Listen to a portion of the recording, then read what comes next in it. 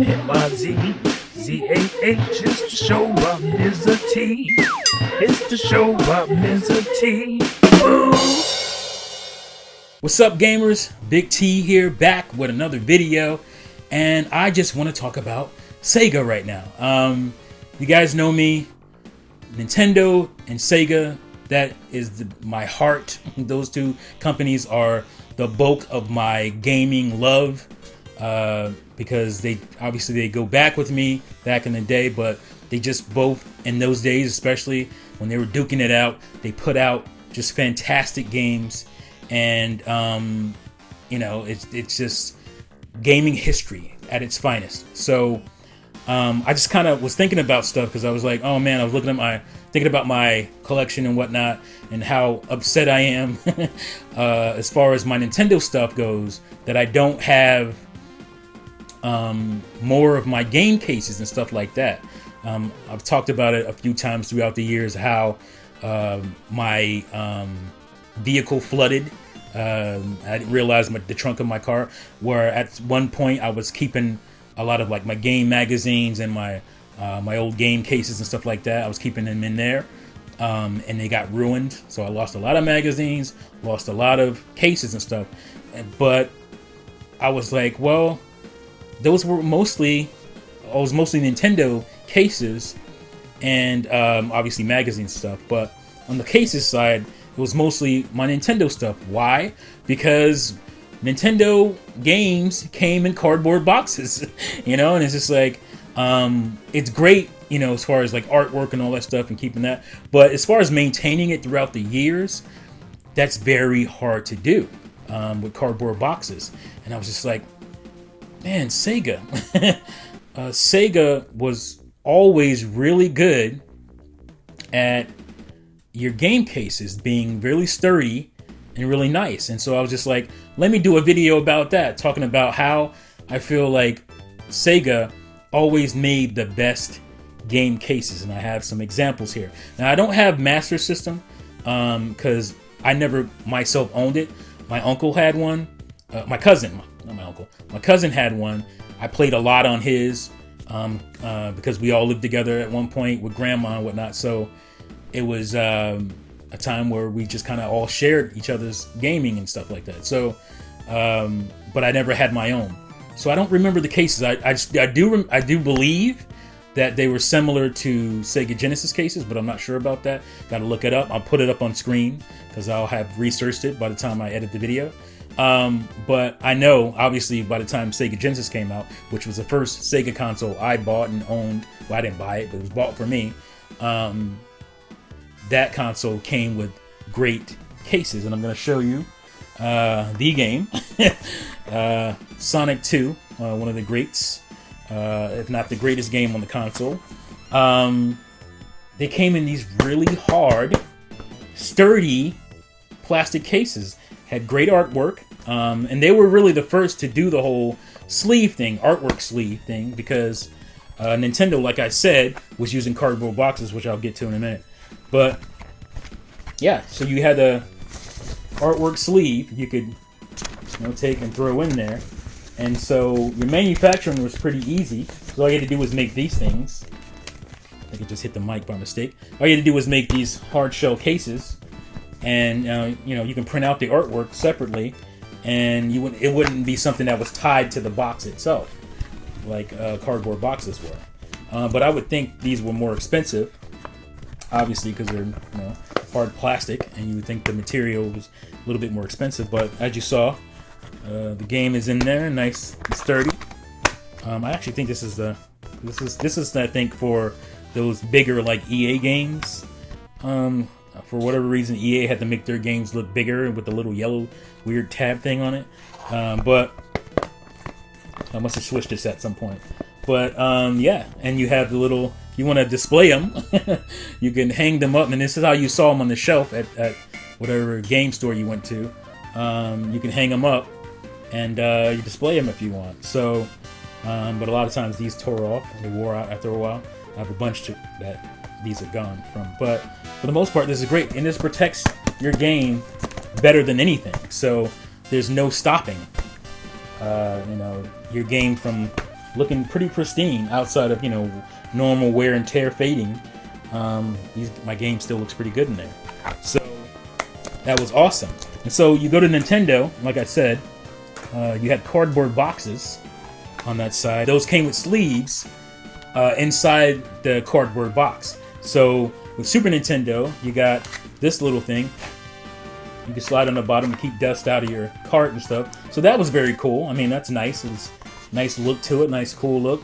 But as far as protecting the artwork and stuff on it, you didn't really do that. And most people didn't put these games back in the boxes because, like I said, they're flimsy. The more you put them in, take them out, put them in, take them out, it's going to wear the box out. You know, mostly you kept it on a shelf like this.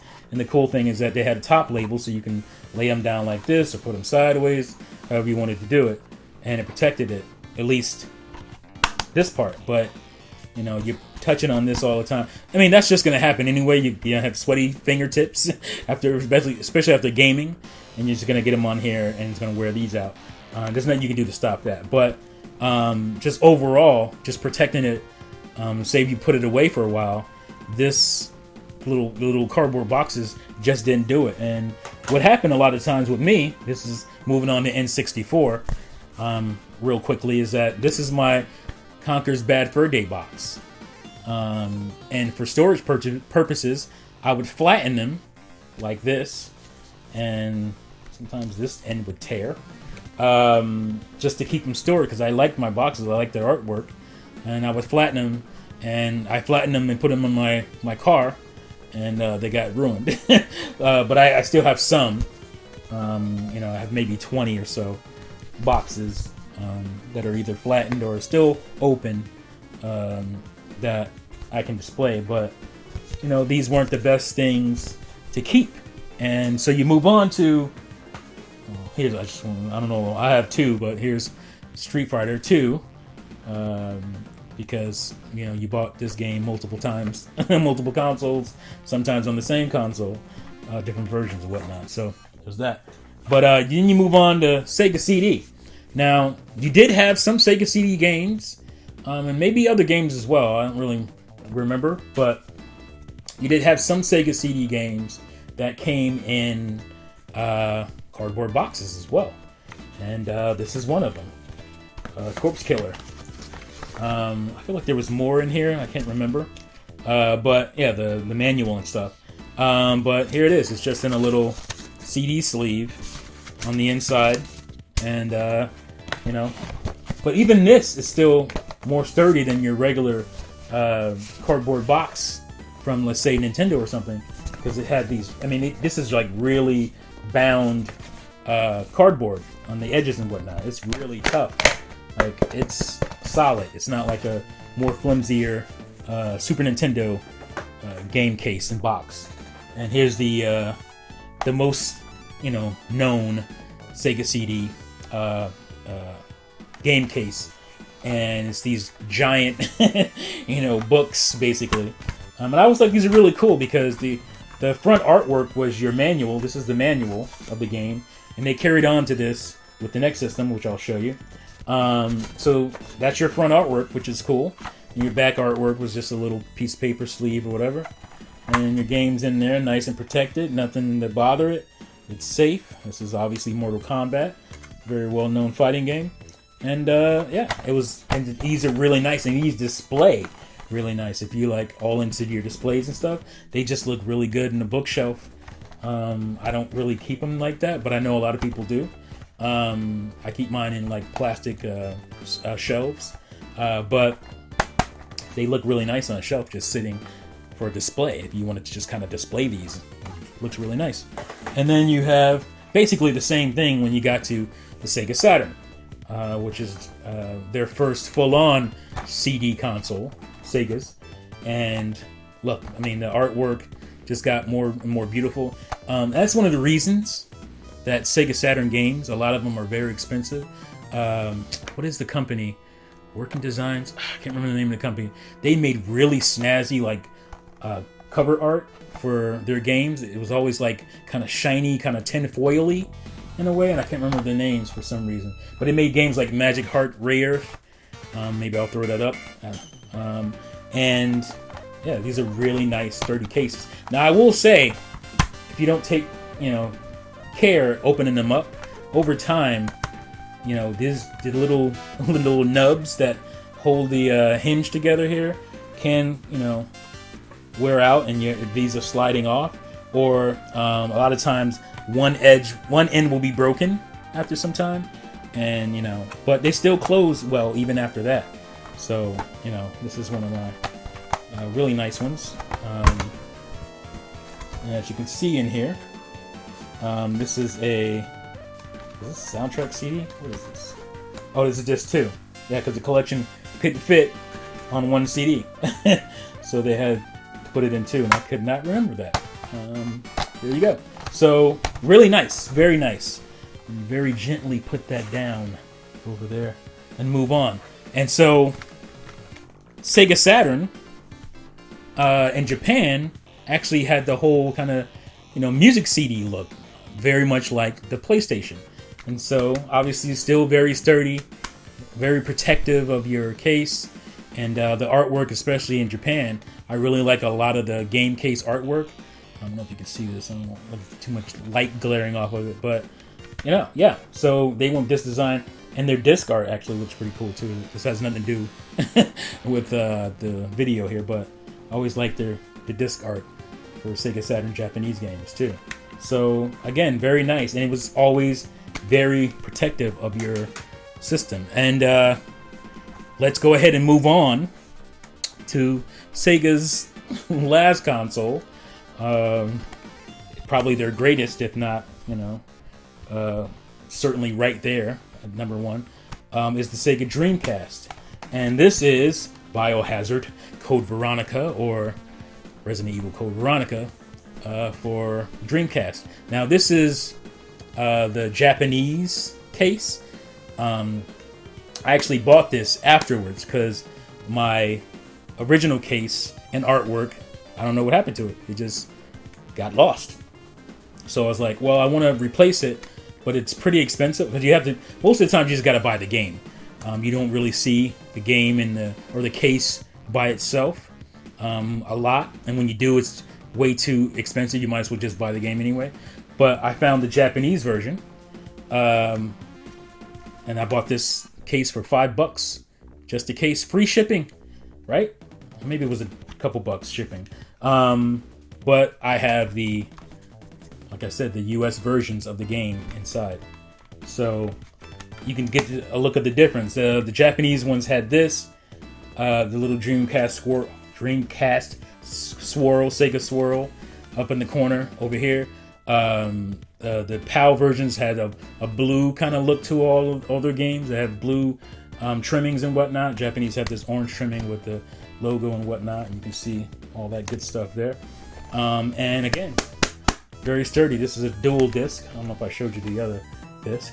And you got nice little doodads. You got the book for this one, and the book is in the middle here. And I think that happened pretty much all the time when you had double disc games. The book would be actually inside, and it'd just be cover art on the outside. And you get other little stuff, little trinkets and whatnot inside, little doodads and doohickeys, and mailing things in there. So I always like that kind of stuff because that's history, gaming history. And again, very nice. And I'm just gonna pull out, slide this around so you can see the US case.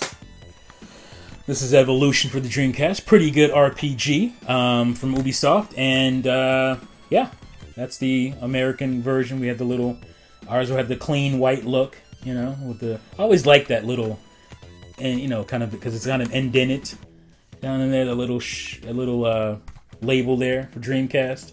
And that's part of the back artwork. So it comes around and folds in the front, and you have the nice little indenture with Dreamcast. I always give it a kind of 3D look to it to me. I don't know. I'm crazy like that. But again, artwork is the booklet on the front. That's just the booklet, which we don't get those anymore. And there's the game disc and stuff. And a lot of times they have cool artwork behind the game disc, which is also very cool. So I always like that. And that was the same case for some Sony games as well. I think most PlayStation games are like that. Actually, I can pull out one right now, even though it has nothing to do with Sega. I'll pull out one of my Sega's or my PlayStation games here, and yeah, look behind there. It's usually trying to sell you something else. It wasn't anything too intricate. Sometimes it's just black, but yeah. So all the time throughout Sega's whole life, though, all of Sega's systems, they had really nice artwork, case artwork, and I always appreciated that. Not just artwork, but like the case itself really protected the game, and it protected itself as well to where it would last. Unlike, unfortunately, Super Nintendo, they didn't really get it together until they were forced to. Because even on the handheld side, Game Boy games came in cardboard boxes. It wasn't until the DS that they got the hard shell cases, and they were basically 3DS cases but different. And then it wasn't until GameCube, as you can see, maybe you can see behind me there, I don't know. It wasn't until GameCube that they got like the DVD cases with plastic, hard plastic, and so after that it was cool. But yeah, but Sega was always doing it from the beginning till the end, and one of my favorite game companies of all time, right next to Nintendo, right under Nintendo for me. So yeah, let me know what you guys think about the video, how you feel about, you care about like your game cases and stuff, because I do. As part of my historian nature in me, I like that for my game systems. And yeah, just let me know what you guys think. Do you keep stuff like this? Do you just kind of throw your games in a shelf, or throw them into a drawer? Whatever, who cares? That's fine too. But anyway, thank you guys for watching and listening. If you haven't subscribed, make sure you do that. Hit the notification bell, and I'll see you on the next video. Peace out, fools.